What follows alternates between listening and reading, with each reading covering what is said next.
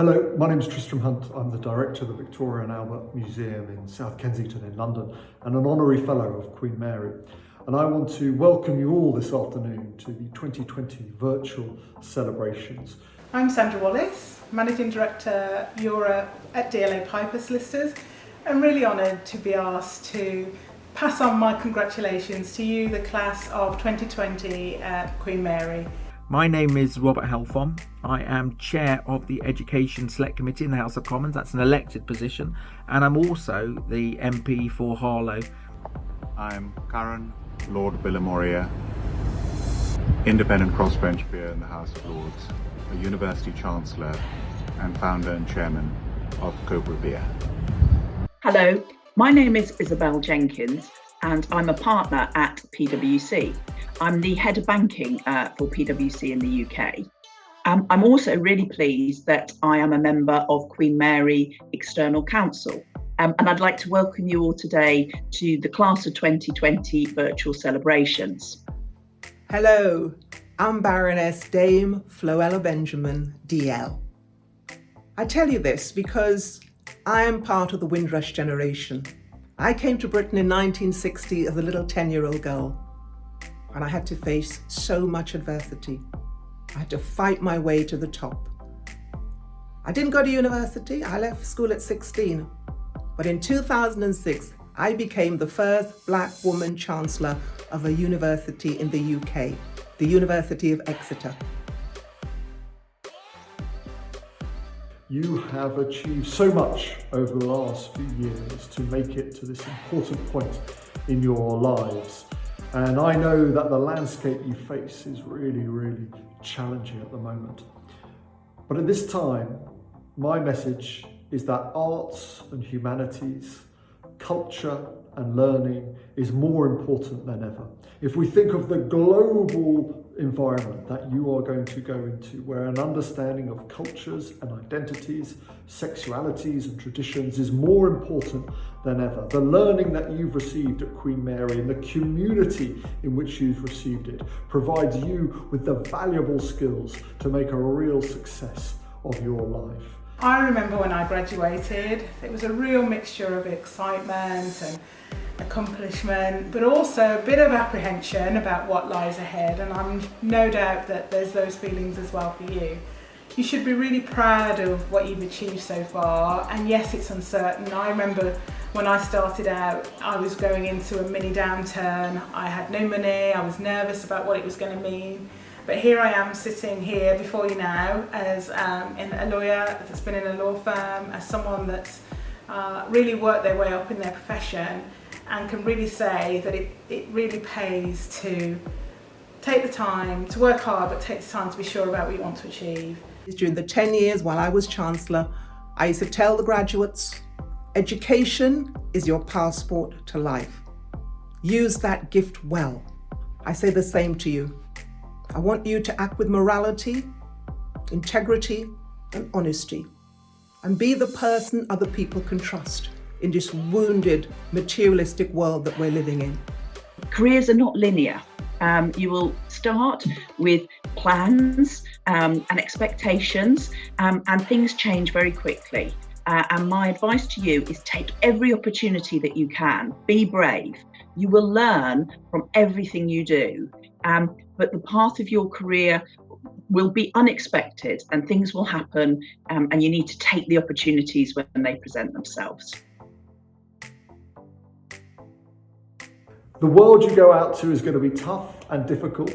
Take every meeting, turn up on time, make sure you read up on those who you're meeting, make sure that you work on your circle of friends, networks and allies. And I think Grip Life show the energy, the passion, the commitment that you've enjoyed at Queen Mary. And don't lose sight of Mile End, don't lose sight of Bethnal Green, don't lose sight of the community you've been part of for the last few years. The advice I'd give you is, first of all, if you don't ask, you don't get. So you need to have a really develop a rhinoceros skin, because you need to apply to a lot of places. Many you won't hear from at all, and it's hard. It is hard. The content of your degree, you've obviously spent many years studying, and you've become experts in certain subjects, and that is really valuable. But it's not just that. We are really looking for people who have the ability to learn. We're looking for people who are fantastic at solving problems, who are creative, can demonstrate critical thinking. We're looking for people who are great team players and have great managerial and organisational skills. All I can say to you is, looking ahead, you can see from the time now the uncertainty, the ambiguity, the way that you've had to complete your education without the normal environment. But you've done it. And we have adapted. We've adopted to new technology. And I've learned, having built my business, Cobra Beer, from scratch, that you have to constantly innovate. You constantly have to adapt. When you are going for those roles, when you are looking for those opportunities and jobs, what I would say to you is make sure you bring your whole self to those interviews. Make sure employers capture what is the essence of you, as opposed to what you think you should be saying and you should be doing. You've got to work on your empathy now. You've got to work on your teamwork. You've got to make sure that your friendships are the ones that are going to last a long time. You've also got to change your email address, probably, in order to get a successful job in the future. Be strong, because you'll get a lot of rejections, and you won't hear from a lot of people, but one will come through.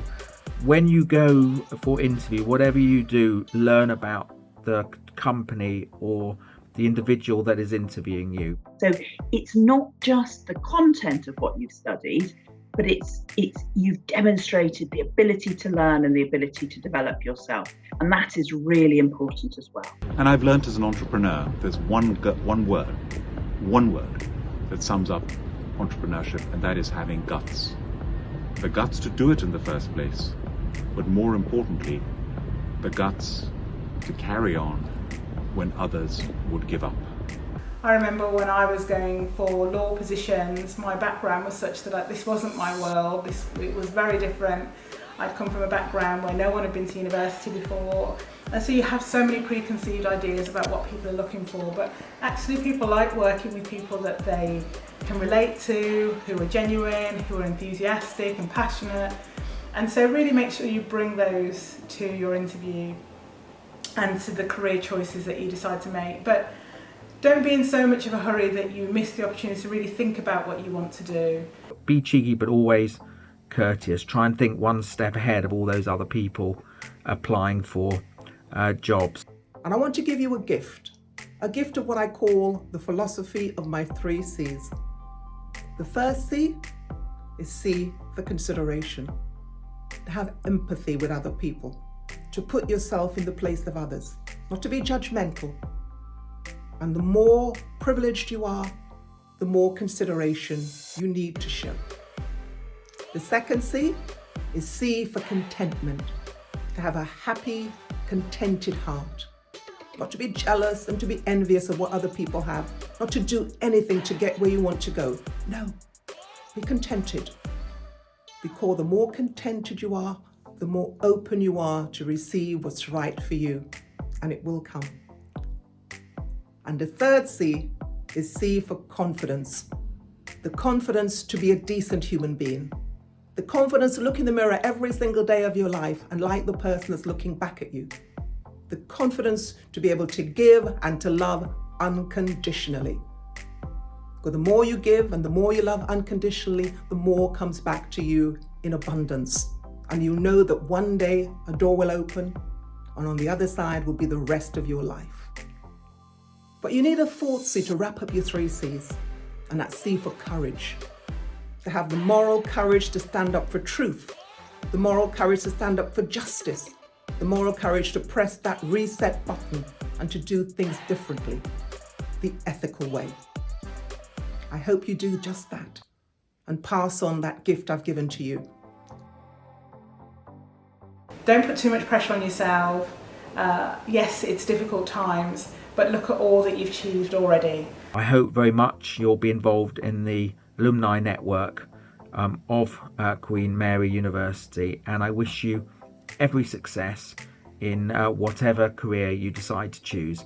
So many congratulations, enjoy today, and then maybe if you've got time over summer and if we're allowed to open up again, come and visit me and us at the V&A in South Kensington. All good wishes and of course good health, and thank you to all the staff at the university, every single one from the Vice-Chancellor to the support staff to the lecturers and everyone else who have made the education possible over the past year. Good luck. So I'd like to just end by saying congratulations, please enjoy your virtual celebrations and good luck with whatever you're doing next. All the very best. And one last message from me, don't stop learning. My favorite saying of Mahatma Gandhi's is, live as if you're going to die tomorrow, learn as if you're going to live forever. Congratulations. So once again, just big congratulations from me. I wish you all the best for the future. Make sure you take advantage of the alumni that's available at Queen Mary. Make sure you broaden your network and I'm sure you'll succeed. All the very best, and thank you for giving me this opportunity. Many, many congratulations to you, the class of 2020, Queen Mary, University of London. And smile, because winners smile. And I want you to be winners. Enjoy your day, enjoy the rest of your life, and make a difference to this world.